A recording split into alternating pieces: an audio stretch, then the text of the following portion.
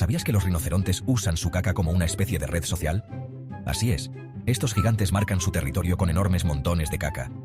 Y no solo eso, todos los rinocerontes de la zona lo usan como su propio baño comunitario. Es como si dejaran mensajes con su aroma para que los demás sepan quién ha pasado por ahí. Pero no dejes que su método de marcar territorio te engañe. A pesar de su tamaño masivo, estos tanques vivientes pueden correr a más de 50 km/h. Y aunque su vista es bastante mala y solo pueden ver a unos 30 metros, lo compensan con una super nariz y un oído increíblemente agudo. Pueden detectar a un intruso desde kilómetros de distancia, mucho antes de verlo.